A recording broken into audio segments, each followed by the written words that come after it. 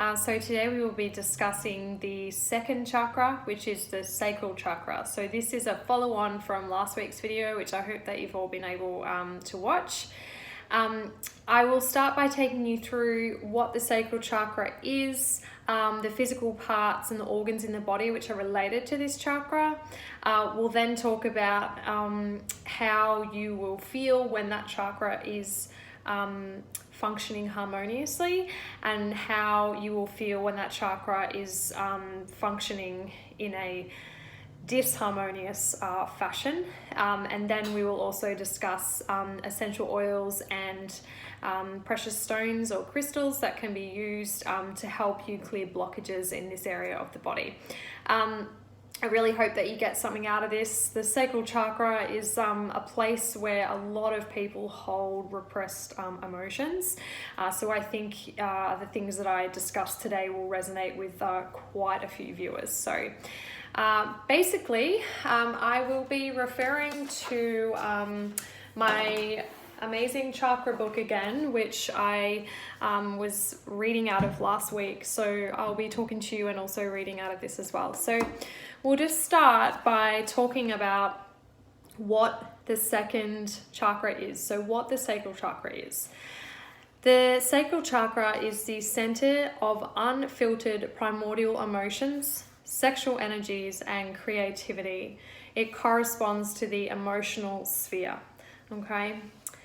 Now, this is really important. Our interpersonal relationships are hugely influenced by the sacral chakra. So these are our relationships with the opposite sex, okay? So obviously it is so important to focus on this chakra for all of us, because it's of utmost importance that we have healthy and non-toxic relationships with the opposite sex. So these are our boyfriends, our girlfriends, our husbands, our wives.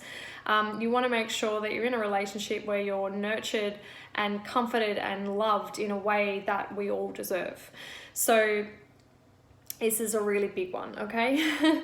So the next thing I want to mention is the physical parts in the body which are related to this chakra.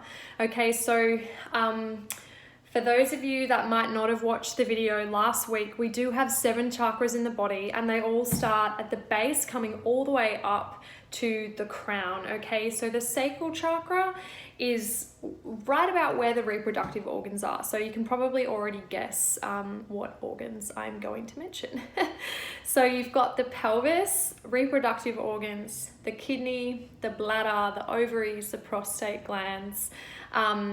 So some things that I'll just quickly mention: when you do have blockages in this area, you'll find that you'll be getting repetitive UTIs, thrush, problems in your hormones, or even for a female, the regulation of your cycle. Okay, obviously there are many other factors that come into play, so I just want everyone to be across that, but that is where the blockages will be, that will have a flow-on effect to cause ailments such as that. So I'm sure many of us have experienced one or more of those things. So just something to think about if you fall into that category, if it's something you're getting really regularly. Okay, so also something I want to mention, because as you all know, I'm very heavily involved in yoga. So you might have heard when you're in, especially a yin yoga class, where you hold poses for, 3 to 5 minutes or more. You'll do a lot of hip openers, which you've probably all heard a yoga teacher mention.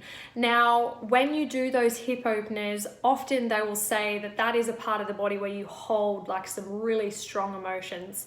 So if you feel really tight in that part of the body, or you're holding a pose in yin yoga that's opening that hip area, and the whole time you were just glaring at the teacher because you were like, do not make me hold this for another minute, this is killing me, and you feel really emotional and you're in that pose and it's bringing up all these things because it's just so tight, that is the sacral chakra. Okay, so that is what it feels like, and I'm sure a lot of you will resonate with what I've just said. A really good example is pigeon pose. So I know a lot of you will know when I mention that, but that is a huge hip opener, and a lot of people come into that and they just say, I just felt so uncomfortable. And it's not just how their body feels, it's how it's made their mind feel in that pose as well.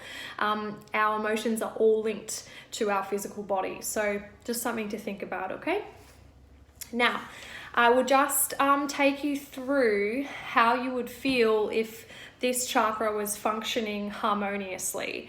So the harmonious functioning of an open sacral chakra displays itself in the natural flow of life and the feelings you open yourself towards others, especially that of the opposite sex.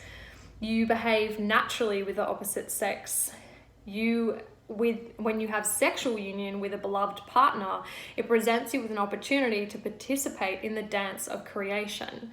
You feel the flow of creative life energy streaming through your body, your soul, and your mind. And by means of this stream, you participate in the deep joy of creation, and life fills you with awe and enthusiasm. Your feelings for those you love and the people that you're in relationships with are genuine and not distorted. You are completely yourself, and you don't have fear within yourself of not being enough. So the disharmonious functioning of this chakra, okay, so this is important for everyone to listen to. The awakening sexual energies can cause a state of uncertainty. Frequently, there has been a lack of tenderness, especially during infancy and as a child. This may later lead to a rejection of sexuality, and as a consequence, the expression of the creative potential of sexuality is lost, and its energies can only be manifested in an inappropriate way. So this could be through excessive sexual encounters. So, you could say in earthly terms, like one night stands, just constantly sleeping with a variety of different people and not getting emotionally attached to anyone. Or suppressed desires, so not wanting to have sex at all and not wanting to have that closeness with other people of the opposite sex or same sex. So it also may result in using sex like a drug, as I've just mentioned. Here, the creative potential of sexuality is not recognized or is misdirected in the wrong way. In both cases, we find uncertainty and tensions regarding the opposite sex or the same sex. I just want to make that clear. I obviously am completely open to the fact that a lot of us have female-female relationships and male-male relationships, or male-female as well. So when I mention that, please just understand, I just mean someone that you are in a sexual relationship with, okay? Your sensuality is relatively coarse, and you tend to force the satisfaction of your sexual desires into the foreground. Or perhaps you simply live in constant yearning for fulfilling sexual relationships without being aware of the fact that the reason why you cannot achieve this lies within yourself. So that is a really huge statement there. So I'm just going to read that again, okay, because I really want you to listen to that. Perhaps you simply live in constant yearning for a fulfilling sexual relationship without being aware of the fact that the reason why you cannot achieve this lies within yourself. So what you need to understand is, if this chakra is not functioning correctly, you might have these feelings within you that I'm not enough and no one is going to love me because I don't deserve to be loved. You don't have that love for yourself. So in turn, that creates you to be unable to find someone to love you. Okay, so how we feel about ourselves is such a reflection of our external world. If you find peace and love within yourself and you accept yourself for everything you are, your flaws and the amazing things about you as well, then someone else will be able to love you in that way as well. So they will be able to meet you where you are with yourself. Okay, so I hope I've explained that correctly, but it's like, if you don't recognize that light within you and let that light shine so brightly, then how can anyone else see that amazing light within you if you yourself haven't recognized it first? Okay, so that is what this is hugely about. Now, in most cases, this inadequacy and this disharmonious functioning of this sacral chakra can be traced like all the way back to childhood. So for example, you had parents that held back affection or tenderness with you, or maybe you have a relationship with your mother or your father that has been incredibly strained. Maybe one of them walked out on you when you were a kid or when you were older and hurt you to no end and made you feel like, why don't they love me? These are all instances in where this sacral chakra could be really damaged, because as a child, when you come into this world as this complete pure being, you expect this love, this enormous love from the mother and father that brought you into this world. And unfortunately, in the society we live in, that doesn't always happen. We're not living in La La Land. We all have complicated pasts, many of us, and many of us have stories to tell about the relationships we had with one or both of our parents. Now, these play a significant role in how we then interpret love later in life and how we give and receive love. And this is all from the sacral chakra. So that's really an important thing to understand. I know that this might bring up some really heavy things for a lot of people, and for a lot of people, these things that might have happened 10, 20, 30 years ago, you're like, I don't want to think about that. Okay, that's fair. Who wants to think about something that hurts?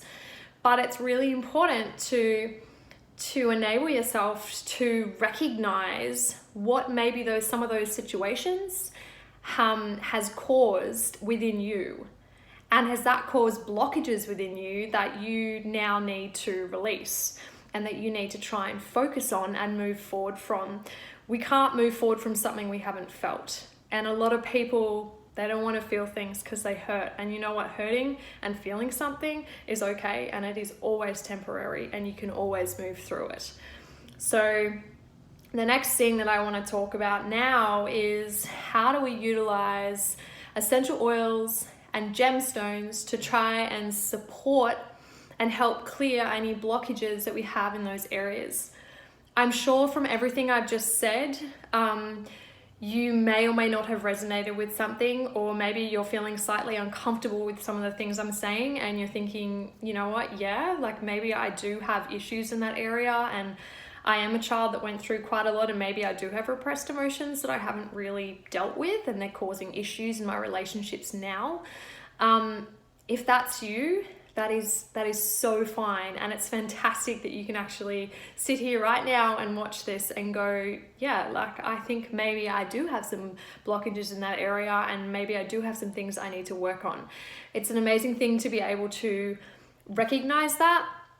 And like, you know, you should really, I don't know what the word is, proud's not quite the word, but give yourself some credit where credit is due. If you can recognize that you have like these little blocks that you need to like get over and to try and like focus your attention on so you can move forward and be a better version of yourself, which we are all aiming towards. We all want to grow and develop into the pure souls that we have always been, but we have forgotten how to be. So that's great. And I'll just take you through now the essential oils that I suggest, and also the gemstones that also could be very beneficial for you for this chakra. Okay, so the two oils that I suggest, so it's Bergamont and Ylang Ylang. I always have trouble saying that. So they are right there. I'm hoping you might not be able to see them, so I'll give you a really good look.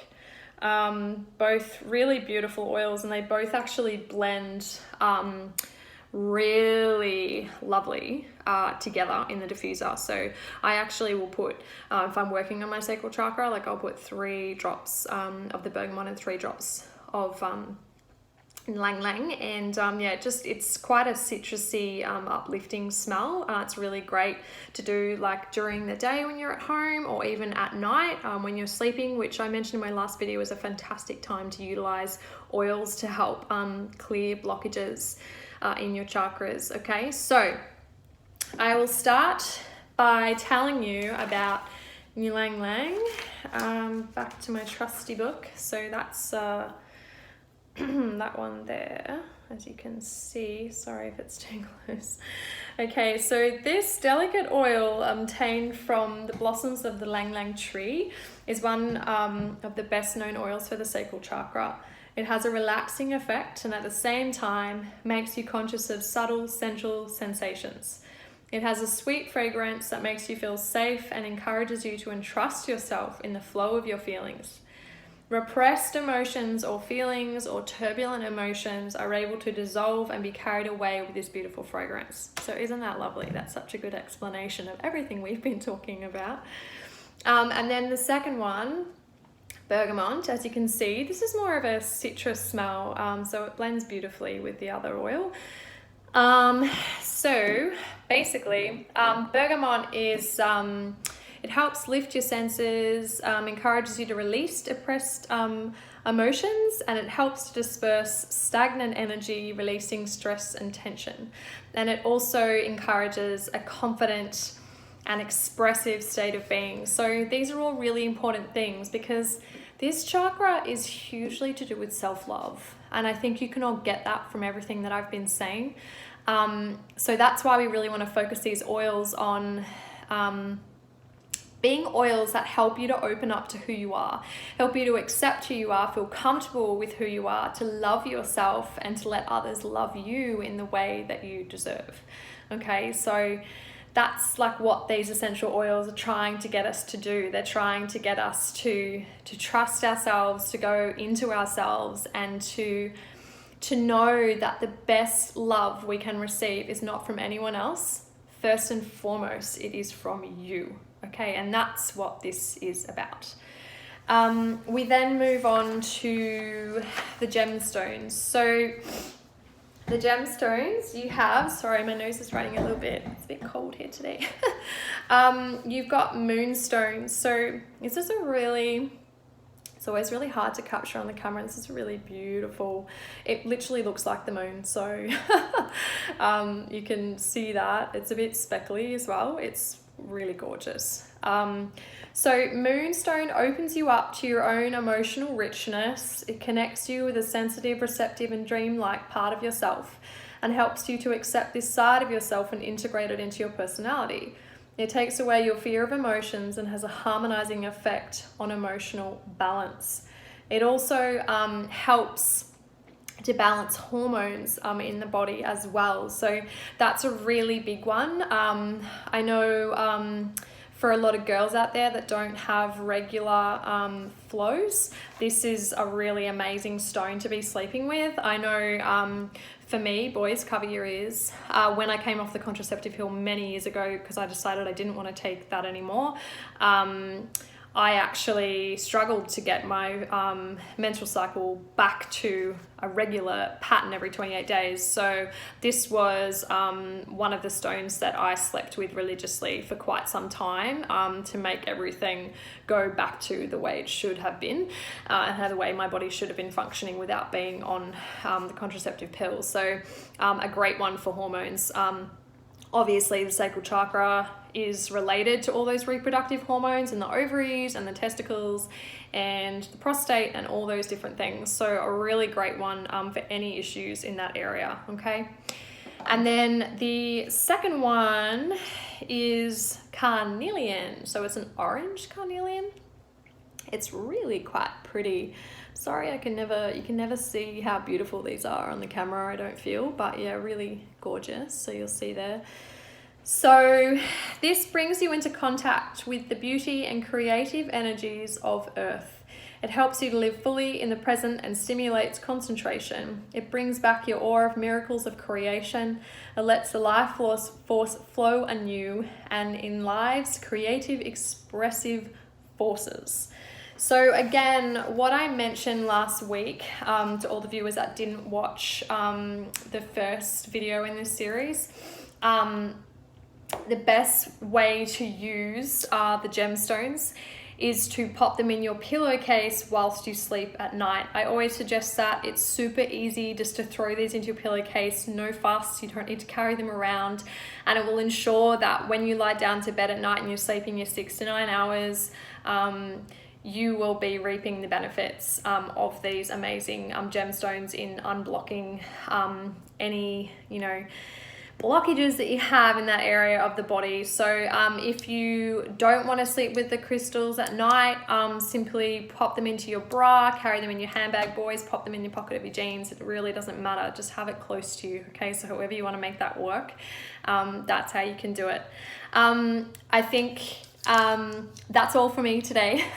I'll be back next week with the third chakra, and I'll take you through all the information you need to know about that one. If you have any questions, please don't hesitate to let me know. If you would like to get your hands on any of the essential oils that I've mentioned today, I'd be more than happy to organize that for you. So please personal inbox me. Otherwise, I hope you're all having a beautiful weekend and you're inside keeping warm if you're on the southeast coast.